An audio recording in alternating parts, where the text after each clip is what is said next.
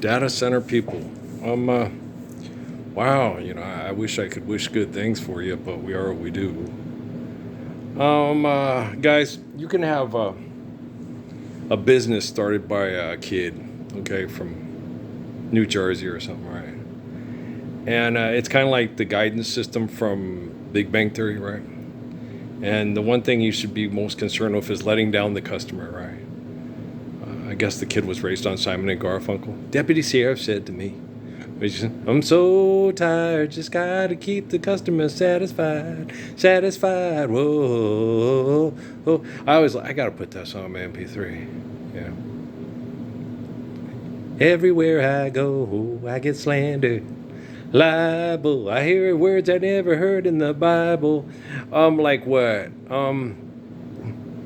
They do say hell a lot in the Bible.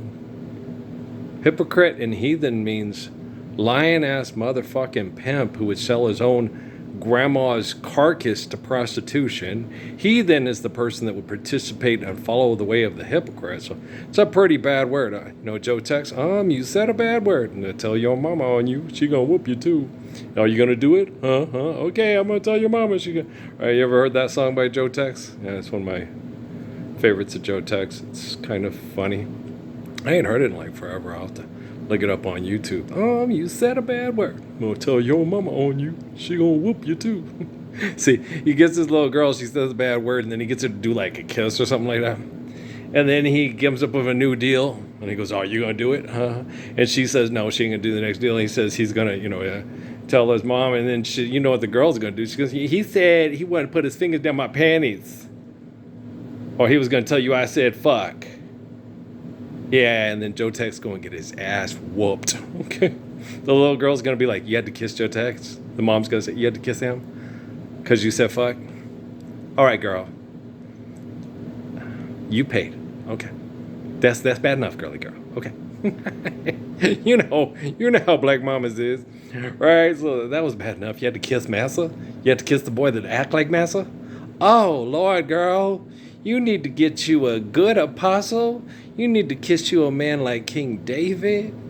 You can sing Billie Holiday songs. Ooh, what a little moonlight can do. You get bold. Right, everybody like Billie Holiday, right? No, not everybody does like Billie Holiday. That's not true. I like Billie Holiday. I got to go get through. I have a live album stuff that I got on my MP3, but I got to put on some stuff with the studio recordings that are a little bit better. They're good though. They're live, but the live recordings I have of What a Little Moonlight Can Do, and I don't know. I don't think I have Good Morning Heartache by Diana Ross, but I don't know if I have it by Billy on my MP3. Your gloomy side, good morning heartache. Thought we said goodbye. I just want to sing. I'm tired of talking to you assholes about the truth. We love the truth. We want to live the truth, faith, truth. Because all I hear about is we, me. And then people watch my videos and go, all he talks about is himself. What do you want me to talk about? You suck. If I talk about you, it's like, I need more money to do what I want to do. I want to get off the grid so I can get away with whatever I want to do. It's all about me. I want to do whatever I want to do. Does it ever occur to you that maybe there's contracts set up for genocide? And because you're a selfish person that won't stand up for the Lord's Prayer, that the military can put shit that fucks with your crops, fuck with your tomatoes, so you can't operate independently from the grid that operates without living the Lord's Prayer? Are you going to do it? You said a bad word. Going to tell your mama on you. Right. That's why it's so awesome that the fuck for the buck stops here in this chair from this phone. Seriously. Right? If you don't give a heck about the man with the Galaxy 10 in his hand, just get out the way, boy, and let the gentleman do his thing. The gentleman. That's what they used to call me at the barbershop at Pope Air Force Place. There were four black gentlemen, okay, that each had a chair at the barbershop at Pope Air Force Base, right? And I got the best haircuts. It didn't matter who cut my hair. Okay. Started out with a man named Mr. Butler. And I always referred to him as sir, because he's my elder, and I was raised my dad's from Tennessee and Texas, My dad's family is? Okay. My mom's an Ellis Island immigrant and stuff like that, and she's very polite, very sweet. But my dad is yes, ma'am, yes, sir, yes, ma'am, yes, sir, yes, ma'am, yes, sir, yes, sir, ma'am. Right. So when this yeah, okay, Tennessee.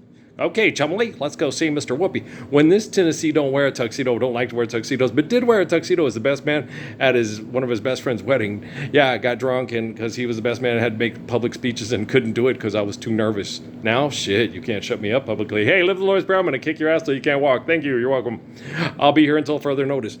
And so, when I walked in there, right, I met this man. He was very kind, very cordial, very sweet, and he kept saying, yes, sir, yes, sir. I would like it this way, sir. Right.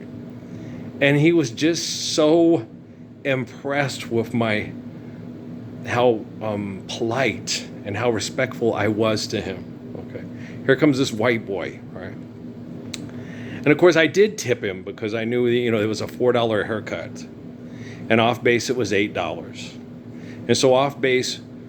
If you had to pay $8 to get your haircut and then you want to give the person a tip, it costs you $10, $12 depending on whatever. So I said to myself, I'll give him $8.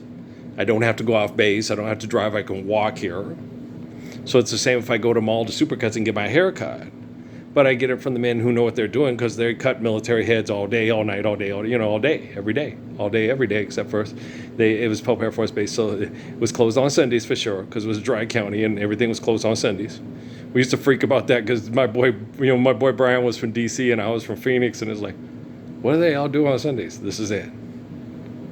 Ain't nothing, no, just the chow hall. That's the only thing that's open on Sundays. This is chow hall. Breakfast, lunch, and dinner closed down early, so you got to get in there and get your food and get out. Okay, and that's the only thing that was open on Sundays, on holidays, and not holy days. In the South and in eastern New Mexico and West Texas, you have dry counties. You have the Sabbath off. Everything's closed on except for the places. Well, gas stations is open, and the same in North Carolina. Gas stations is open always because it's a tank full of freedom, and let's kill ourselves with heart disease and cancer and just call it freedom. But the thing is there was those old-fashioned values. Restaurants is closed. You're supposed to be home with your family. It's the Sabbath, right? It's not. The Sabbath is Saturday. Sunday is the dawn of the Dominion, Domingo. It's the first day of the week, Sunday. The Sabbath, the seventh, the day of rest is Saturday. It's the day after Friday. We've known this for thousands of years. The Romans turned Sunday into the Sabbath after the crucifixion of Jesus. Okay. But the real Sabbath is Saturday. Okay. It's just logistics and linguistics. It's not as important as most of you think. It was just an observation and analysis of things and trying to do things in a way that had people, take time to reflect and be. But Son of Man does as he wishes, and if the house is on fire on Saturday or Sunday, and you don't sit there and say it's a holy day, I ain't gonna get up and put out my neighbor's barn, it's on fire. You get up and you do what you gotta do, And so if you're the best day to bring the crops in because the birds will eat them all, or it turns out to be on a Sunday or a Saturday, whichever Sabbath to you, you get out there and you get it done, and Abraham and Jesus understand, right? I understand, You have to do what needs to be done the day it needs to be done, not the day the self-righteous hypocrites say it needs to be done. Like Jesus, don't do like the hypocrite and heathen do, when something needs to be done, do it. Like Jesus when he takes the little Philistine boy into the synagogue and he tells the guys, go get some water, go get some food, go get some bread, let's feed the people. Let's make sure they have the best and the cleanest holy. Let's make sure that we bless the water. Let's make sure that we live the ways of Solomon and David, and so forth. So you got to just understand how it works. And after I, gave him the tip and was so respectful, after that, when I came in, they all called me sir, and I said, no, I work for a living. I'm not an officer. I'm an enlisted man. I'm not. You're all sirs, but you ain't, you ain't in the military. You're just yes, sir. You're gentlemen. Like my dad told me about with my elders that I respect and that I showed them their proper respect. So then after that, every time I came into the Pope Air Force Base barbershop, I was referred to as the gentleman is here. The gentleman, yeah. Four men that were my elder and that were very kind and respectful human beings and told me all about their families, and I knew all about their families. Their daughters in Atlanta, they're going to, and and their families and their grandkids and what they was up to. And they would ask about Yolanda, how's she doing? The fine little red brown girl doesn't look like Dorothy Dandridge. Oh yeah, well the gentleman got himself a fine woman there. Yeah, she was pretty. And she was a nice girl. She was raised to be a nice girl. She had a very abused but tried to be strong mother and a wonderful father. He was a Master Chief in the U.S. Air Force, and definitely a gentleman. Chief would have came into the barbershop. They would, oh, hey, it's Chief. Hello, gentlemen, have a seat. They'd have loved Chief, and Chief would love them, right? And so, but that was my reputation. And then all the guys, they finally started. My boy Freddie is like, how you get your hair cut so good? I was getting cut by Mr. Butler. He's like, I get my cut by Mr. Butler. Mine looks like shit and everything like that. Do you take time to make time? Do you listen to him? Do you talk to him? Do you respect him? Yes, sir. Do you treat him with the respect and dignity, stuff? And then do you tip him? It costs you $8 to get that cut off, and then if you tip, you get a better cut. But if you walk to the barbershop and take that $8 and put $4 in his jar and $4 in the till, you're gonna get the best cut on base that just fits into reg just barely.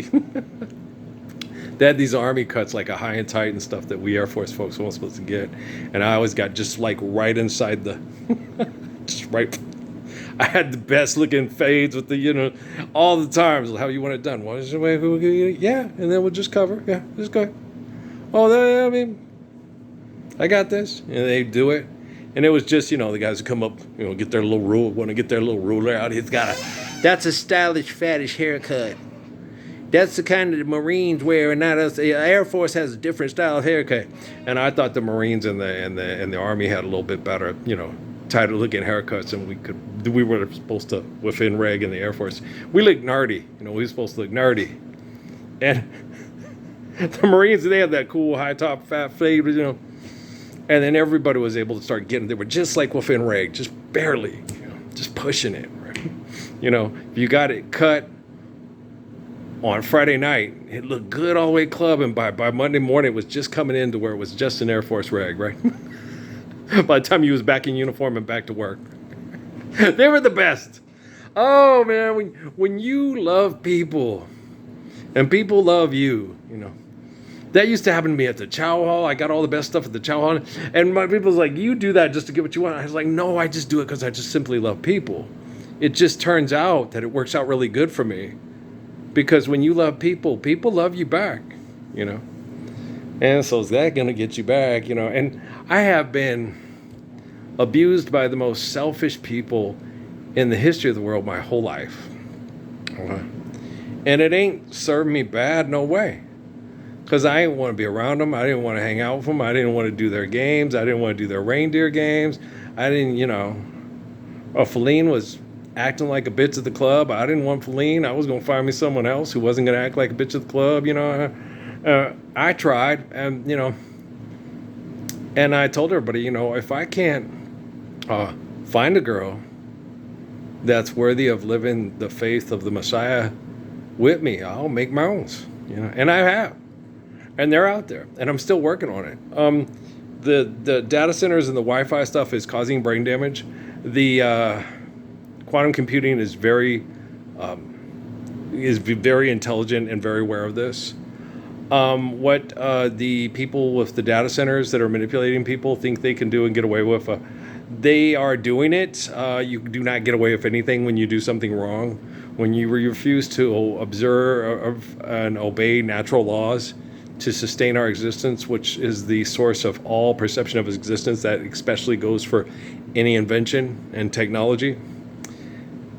And anything that can reflect intelligence, there's no such thing as artificial intelligence. That's just a label put on their invention by unicorns and dragons and Game of Thrones and all that crazy crap, and How to Train Your Dragon. And so you're funny, I know. Unicorns. There were green alligators and long neckies, rats and bats and elephants, and sure as you're born, don't forget me, unicorns. Okay. When Joseph was an old man, and an old man was he wedded Virgin Mary, the Queen of Galilee. I have a lot of that type of drunk people in pubs singing crazy songs in my family history there. I'm from the British Isles there, and my mom's name is Murphy. And so we like to make up shit. It's something to pass the time there. And we like to drink shit to kill our brain cells to survive passing the time. But one of these days, Mary and Murphy Parsons will have a boy, and they'll call him Lord. In English, Lord. But he'll be a Lord in a way that it's for the poor people to say, hey, that's our boy there. That's German Ralph, head of the Wolf Clan, Lord lay preacher, redneck second coming to remind all us dumbasses that we're not dumbasses anymore for the rich and their fucked up money there. Here to who, pass me a pint. You don't need to kill your brain cells the bigger you live. Listen to me. That shit's crazy. Don't be doing that shit's crazy. No, I'm not trying to hit on Curtis's wife. Curtis, I'm rooting for those kids. If she's single, Curtis, you fucked up, man. Layla, I want to walk you home. I'm just kidding. I'm joking. No, you're not. I know. A big crush. I have always had a big crush on Layla Howley before she was ever married. I always had a big crush on her. I ain't coveting nobody. Nobody's living the Lord's Prayer. You stand up for the Lord's Prayer, everything's cool. You don't stand up for the Lord's Prayer, I'm going all guru on your asses. So chill while I attract that girl you're with. I got a sensitive quality. I'll give her all of me, because it's too small to be trying to riff. So let me uplift and shift my gift. Let's go to the fullest capacity. I got tenacity, because I'm the brother who will snatch up the funds and burn all the ones that have slaveholder haces that think they can own women and use them as sex slave trade pieces of economic booty making to manipulate the war between the races. That's crazy. Okay, your brains are lazy. Knock it off. No, I'm serious. By the time this video's done, okay, the prayer I send out, every woman that wants to be loved will settle for nothing less than the love of me. Yeah. Ooh, drifting on a memory. Ain't no place I'd rather be than with you. I know I'm the spirit of Adam Moses David John. I totally got it. Seriously. And I'm a total nerd and a geek. Look a lot like my mom. Yeah. My mom's a total sweetheart. She is. And I do look like my dad too. He's very handsome. Yeah, he is. And he's one of them tall, quiet cowboys. Well, shucks, ma'am. He loves that damned old rodeo as much as he loved me. Yep. Yeah, he does. He still loves that damned old rodeo. Much as he loved moms. I think in a lot of ways, rodeo never broke his heart as much as my mom.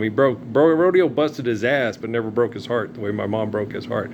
But it wasn't my mom. It was just my mom didn't believe the comic books, and she went looking for somebody to save her from the comic books. She found out it was her own son the whole time, and she wanted her son to save everybody from the comic books, but then she didn't want him to do it because she didn't want all the comic book salesmen to kill her son. My poor mother.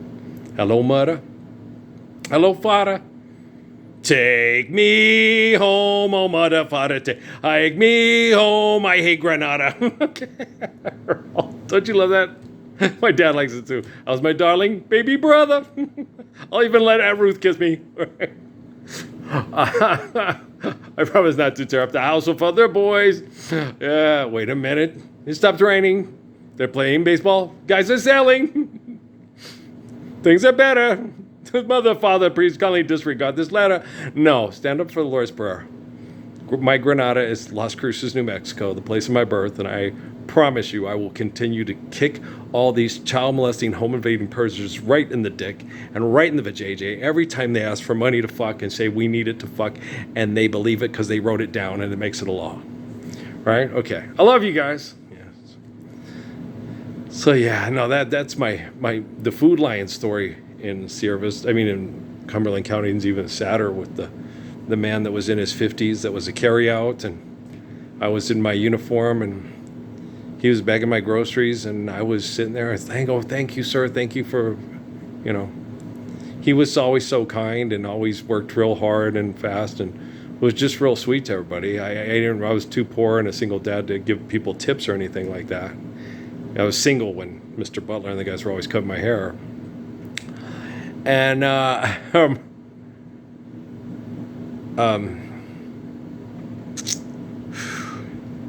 that man looked me in the eye and he got teary-eyed. And I stood there and I felt uncomfortable, and he looked at me and he looks me in the eye and he says, use the first white boy what's ever called me sir. And then I started to cry. Every time I think of it, I cry. I went home after going to the store in tears and told my wife, Steffi, this is. And she was kind of like my dad. Oh. I was like, that's all you got to say? Oh?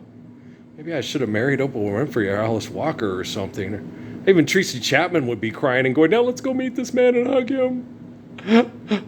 But Tracy, you're dating my wife Stephanie, not me. Damn it, Tracy, what's wrong with you? I'm just kidding around. I like Tracy Chapman. No, I got a crush on Tracy. I've always had a crush on Tracy Chapman. I had a crush on Tracy Chapman first time I ever saw her or listened to Tracy Chapman. Guys, my first ex-wife is homosexual. My second ex-wife is bisexual. Okay? Most of the women, I only slept with black women. And so most of the women I've ever had sex with were either homosexual or bisexual. Well, because I'm this really great guy that if anybody can handle them or fix their homosexuality, it's me. And as I ain't trying to fix your homosexuality, I'm just trying to love you. Okay. Love don't need fixing, right? Eat your heart out, Tully McMillan and Alice Walker. I don't sell my prayer. I share my prayer. Love don't need fixing. That's right. And don't cost a thing? Oh, it does cost a lot. Love, you got to wake up early in the morning. You got to make sure that the ravens ain't eating the peaches and the apricots off the trees. You got to make sure the diapers are changed. You got to make sure the teeth are brushed. You got to make sure the water is clean. You got to make sure the bathroom is clean. You got to make sure the kitchen is clean. I mean, if you see it as a cost, what you see, it's a life of service. And it's no sacrifice at all. Because the life of sacrifice is a gift from the glory of God for us to appreciate the laws of nature and share the beauty of understanding the laws of nature eternally through faithfully loving one another and be grateful for what is provided through the laws of nature for us to love and appreciate. And it's not our job to try to figure out and understand and outsmart the snake or the chicken or the dog or the frog or the buffalo or the bull or the cow. It's just our job to understand, be grateful, and try to understand the balance and harmony that's necessary to maintain through life with the life of sacrifice. Allah Akbar. That's what people in Arabia say before they're ready to it's not ritually, it's rather before they're ready to slaughter a cow because they have to manage their herds like a man named Abraham all those years ago. It's kosher, it's halal, Remember the man from Pakistan that was my friend at Arizona State University, and I said, where are you going to go eat? I'm going to go eat McDonald's. You eat that shit? What? That's not prepared in accordance to the way we keep worship. Or your grandmother, we talked, your grandmother's Jewish. Because I go eat at the kosher deli on Mill. What? There's a kosher deli on Mill? Yeah. They do things kosher's halal and halal is kosher.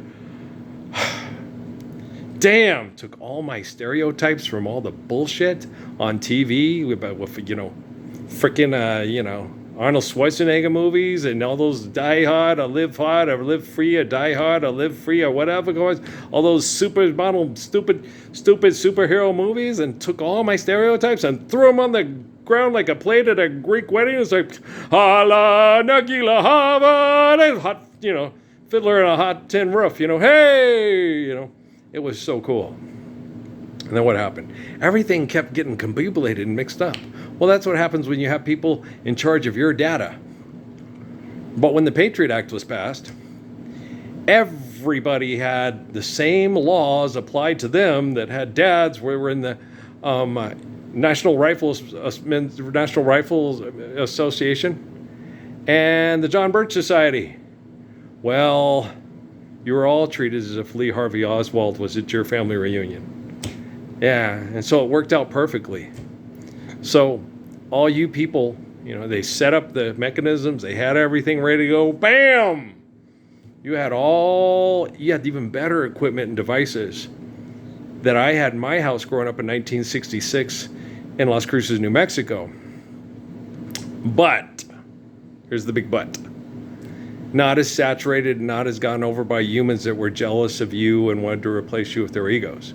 No, you had quantum computing that could analyze and process all the information and then decide who needed extermination, because none of you would stand up for Loris Bear with me in 2009 and that there Cochise County. Right. And I've been being abused horrifically by egomaniacs because you guys agreed to do it. Ever since, I have ways I could get through. It's not the pipe or the belt thing with, Matt Damon's and Ben Affleck's egos. It's more of, I know they're abusing people and getting them to want to die from depression through self-inflicted wounds of drug addiction, economic conflict, stress from economic conflict, things like that. And I choose to connect to the people that my barometer is a lady whose name is Emily Grace Parsons, and she was born 5 years into my marriage. Was she born in 2004? Yeah, I think it was. It was 2004. Medical Regional Center up there just outside of Aggie Memorial Stadium. Her mom was horrifically cheating on me at the time of the conception. I never questioned. I just was, we're having another baby. We're going to have to make sure that everything's right for the baby. And she looked so much like her mommy and her brother Noah that I was just like, we got another cutie. That's the way Emily says cutie. It's clutie. It's one of my favorite words in the history of the world. It's right up there with Favoric, Clocklet, Clip, Kringle, Pafric, Favoric. That's where we said Favoric. Okay. What else? Bot Mamalaki. Shoot. Mooj. It out the way, bitch. Well, he got bitch perfect, yeah. Noah likes dogs. What can I say? What other ones? Orange. That's another good one. I have lots of really good favorite words. Mogan Cycle. That's Brian Martin's, but we're gonna keep that one. Mogan Cycle. I like that too. Ditiro Suzuki loves that. Mogan Cycle. Well, because the idiots in Japan used his name for motorcycles, and he's like, they turned me into a bunch of psychotic extremist killers from Speed Racer cartoons. Yeah, what's it's pretty part and parcel. We've been dealing with assholes like this for over 10,000 years. Myself and the swordsman of Japan, myself and the enlightened one of India, myself and the father of perfect meditation of China, the father of reflection and prayer of Tibet and Kashmir. So all the people, the headwaters of the Nile,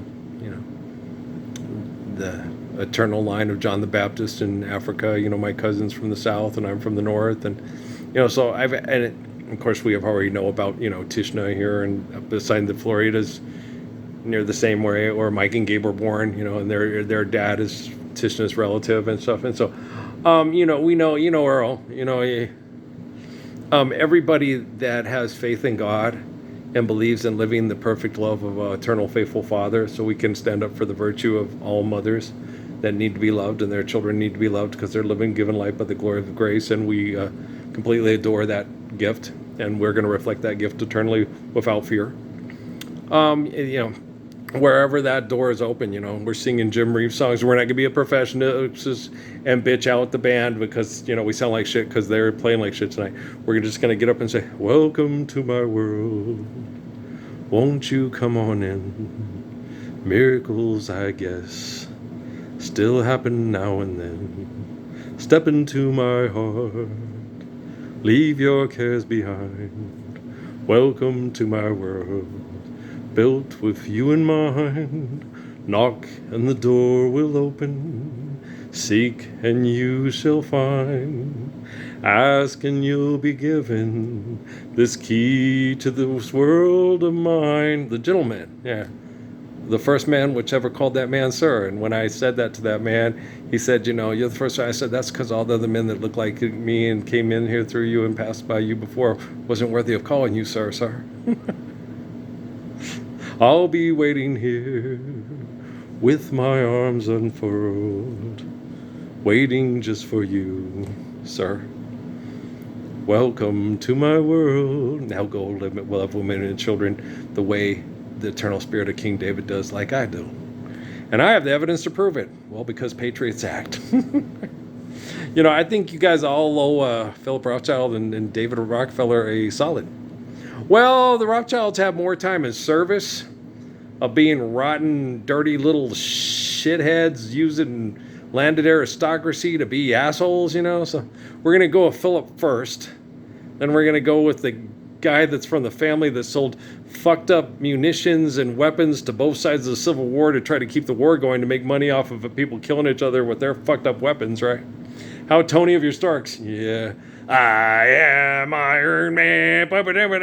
Okay. What song was it that was stuck in my head today? Oh man, it was Smells Like Teen Spirit. I remember when I heard that song at first, and I was like, LG, I didn't know what I was like, what is he saying? It sounds like Oleander Entertainer, Oleander Entertainer, Oleander Entertainer. An oleander, that's a tree or something? What's an oleander? Is that a flower? Entertainer. I was like, I had no clue what the man was saying. I saw the video and heard it. I was like, what the fuck is he saying? I have no clue. It's like REM and shit. Leonard, Brasshaft, Leonard, Bernstein, Continent, Triptified. It's like failing free psych. It's the end of the world as we know it, right? And so, but it was even harder to understand Kurt Cobain and Nirvana, right? Oleander, Entertainer. Like, what is he saying? I think he's saying Oleander, Entertainer. Flower Entertainer? Well, that sounds charming. I could never understand what the brother was talking about. But then I heard another song that he had. I don't know what the name of the song is, but he sits there and he says, "I wish that I could eat your cancer." And when I heard that, I said, oh man, that guy, Kurt really cares about people. What's killing you? I wish I could eat it and stop it from killing you, And that's why I knew, like, my Buddy Pritchard and a lot of people really like Kurt Cobain and Nirvana. And I didn't get them at first, but then when I listened to them, I'm like, okay, I'm not that angry or disturbed, but I get why people like Nirvana. We're a grunge band. And I also said he must have been really cool and be able to laugh at himself because he signed off on Al singing that. It's friggin' hilarious. And I know Kurt was probably like, wow, there are some things in life that make you, these are the moments. I thank God that I'm alive. I'm laughing all my ass off. And that Al sure is funny. One thing I'd like to say in Al Miankovich's behalf, Al makes me laugh. We don't know what we're saying. We're a grunge band from Seattle. He's so funny. No, it's very funny. No, he's, oh my gosh, yeah. I like Word Crimes. I like what's that? I Don't Think You Love Me Anymore. The one that he does to extremes more than words. That one's hilarious. And there's tons of Al songs there. I love White and Nerdy. I love Amish Paradise. Oh gosh, yeah. The Michael ones are funny. Eat It and Fat and no, that's so bad. I know it's funny. He's just trying to be funny. He's not being mean. Guys, I'm 245 pounds, and it's hard for me to get the fat off because of all the chemical poisoning from all the assholes you guys think are heroes and watch lots of their action movies and think they're sexy and then play their slot games so you can be fat and worthless and useless at your fucking home, killing yourself with drugs, alcohol, sports, and Hostess fruit pies. You know, I love you. Okay. Don't worry about being called fat. Just do what's right and be PHAT as soon as can be. Okay. I love y'all. We'll talk later. I'll just keep fixing this shit so it's no longer shit. We got good fertilizer to be legit. All right. I love you. All right. Peace out, man.